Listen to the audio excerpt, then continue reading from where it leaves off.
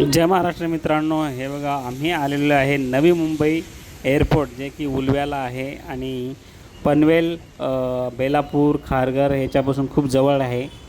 आणि बघू इच्छिता तुम्ही, हे आहे नवी मुंबई एअरपोर्ट. छान पद्धतीने असं आहे आणि याचं स्ट्रक्चर वगैरे काम चालू आहे. मला वाटते बऱ्याचशा बिल्डिंगचं बी काम चालू आहे. परंतु हे बघा, तुम्हाला व्ह्यू पण छान दिसते मित्रांनो तिकडे.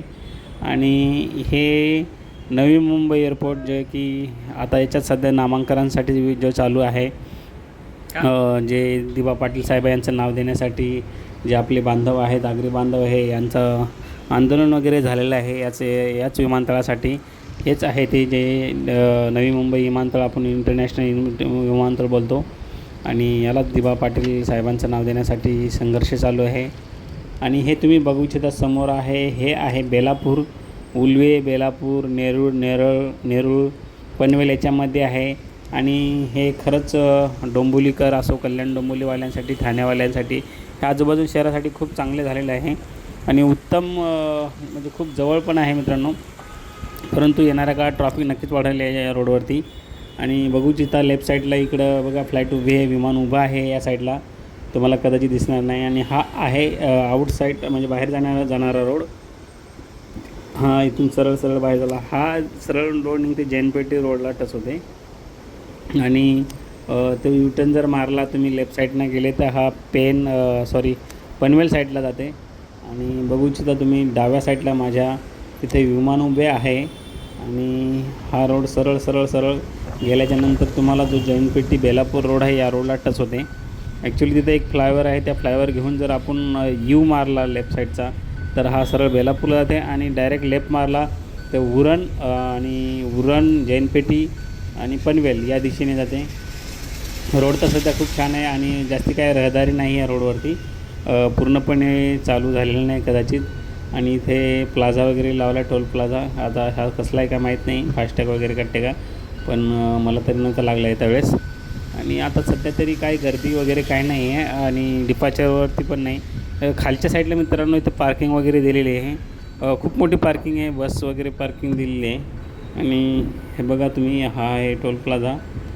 मला वाटते हे जे आपल्याला जे आपलं मुंबईच्या इंटरनॅशनल एअरपोर्टला कसा बाहेर निघताना ते 100 रुपये पिकअपची चार्ज घ्यायचे, ते कदाचित याच्यातून कटत असतील.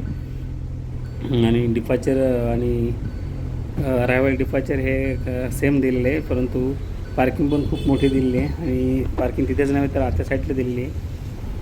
बघू इच्छिता नवी मुंबई विमानतळ, जे की स्वर्गीय दिबा पाटील यांच्या नावासाठी चालवले आहे, त्यांचं नाव देण्यासाठी. छान आहे, असं जागा पण खूप मोठी आहे. आणि आता तरी सध्या तरी व्यवस्थित वाटते. नंतर रहदारी वाढल्याच्यानंतर रस्ते चांगले राहतील का नाही याची काय मला पण गॅरंटी नाही. बघू इच्छिता तुम्ही, हा एक्झिट आहे. हा बाहेर पडल्याच्यानंतर ठाणे बेलापूर जो रोड आहे त्या रोडला टच होते.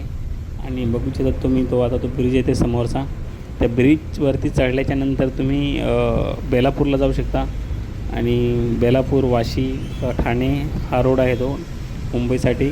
आणि लेफ्ट मारूनला तो खालून गेल्याच्यानंतर हे तुम्ही पेन, पनवेल, उरण, जैनपेठी इकडे जाता.